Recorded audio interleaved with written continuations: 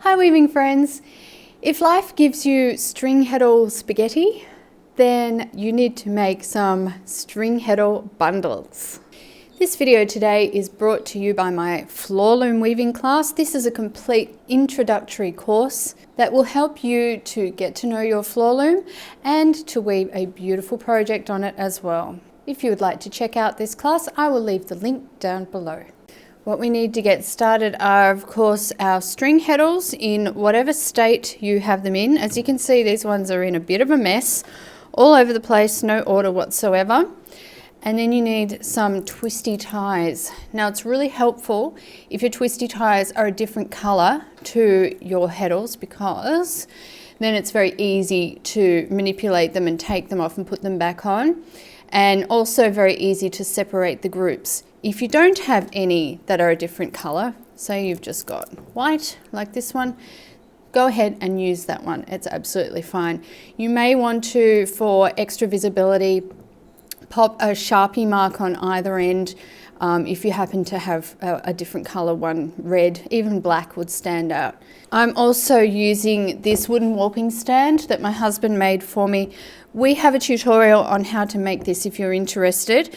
You wouldn't make it necessarily just for doing your string heddles, but as you can see, it's multi-purpose. So usually I use this for warping at the warping board. I pop my cones of yarn on there, but it's also really useful for the string heddles. So I will link to this tutorial down below so you can take a look. It's all completely free. So I've got my string heddle. And what I want to do first of all is make sure that I have it laying in the right direction. So it's really important when you put your string heddles on your shafts that they are all laying in the same way. So they should be out flat, not twisted at all. You can see straight away if they get twisted. Make sure that it's flat, and the middle peg here is really useful for this. I pop the actual eye of the heddle on there, and then with the other two fingers I just put the loops straight over the first and third pegs, and that way there's no twisting whatsoever. So make sure that those loops are nice and wide and clear, and then you can just pop it down, grab the next one. Again, I like to get my fingers into those loops, okay, so that they're nice and wide. I can see exactly what's happening. Pop them over the end pegs, and the middle one has the eye of the heddle. And that is all I'm going to do for this part. Is I'm going to lay heddle upon heddle until I have about 100. So I do loosely count them as I go and keep them in bundles of roughly 100, because I find that's a really good amount for transferring onto or off of a shaft. Okay, so I'm going to keep going with that. Now, if you're wondering about what else you might be able to use that's similar to a warping stand, but you don't have a warping stand, a rattle is also a really good piece of equipment. Now, I'm thinking back to my early days of weaving, when I didn't have a cone stand or anything like that. My cone stand was a cardboard box, a little box, and it had a chopstick, a wooden chopstick stabbed into it so that it stood upright, and that was one of my cone stands. And that actually worked pretty well for a makeshift cone stand. So I'm thinking you could even make something really simple like that without having to buy anything or get anything extra. You can also lay these out on your lap or, on the table in front of you. The only problem with that is once you actually go to tie up the bundles and get them tied properly, it can be really confusing to see where the separations are. Whereas with this, because we've put them around the pegs, those loops are permanently preserved while it's on this cone stand. So it just makes it really easy for me. So I'm going to keep going with this until I've got around 100 string heddles. Then I'll show you the next step. Just realised that I didn't actually address what to do if some of your heddles are still joined.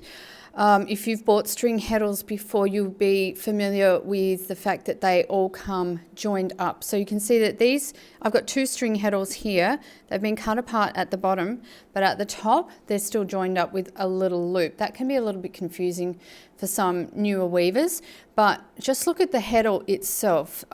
So consider that little bunch up there, those 2 loops, they're just the top, and you've got the actual string heddle hanging down here. So if your heddles are joined like this, you can still use this method, absolutely. Or you could cut them all apart. It's really up to you. Some weavers like to keep them together, others like to cut them apart. What I did the very first time that I ever got string heddles on my table loom was that I kept them joined up because I just wasn't sure whether I was supposed to cut these or not. It felt like I was doing something wrong. But then I realized over time that it's a real pain for threading to keep them joined. So most of mine are now cut apart. Some are joined together.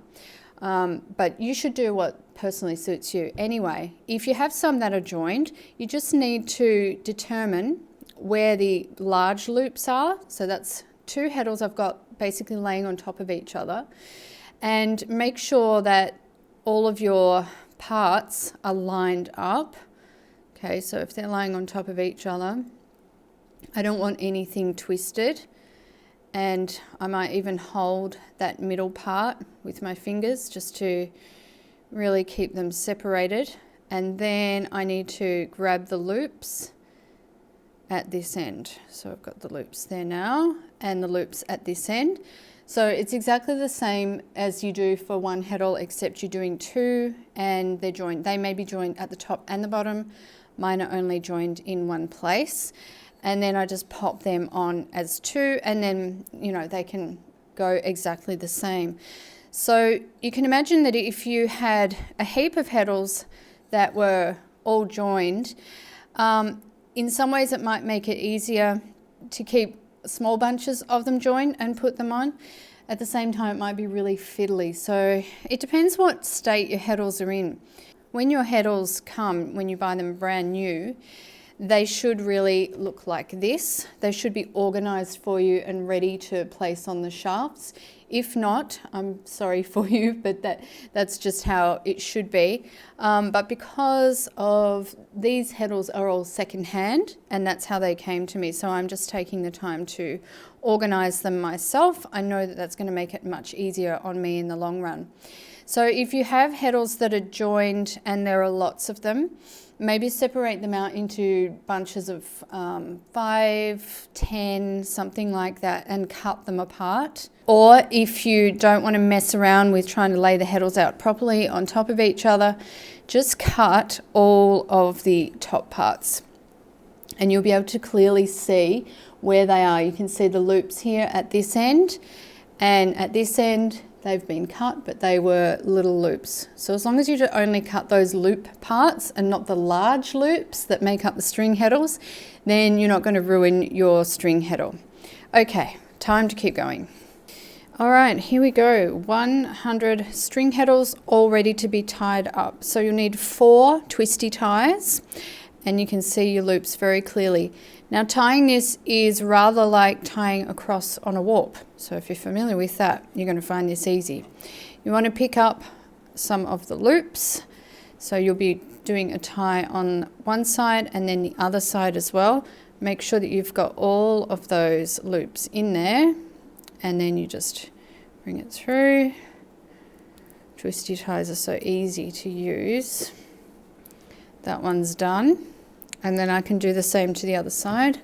So picking it up, making sure I've got all of them in there.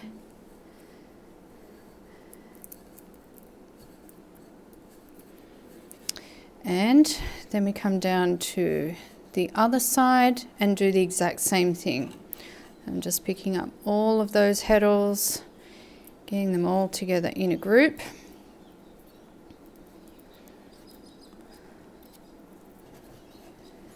And other side as well.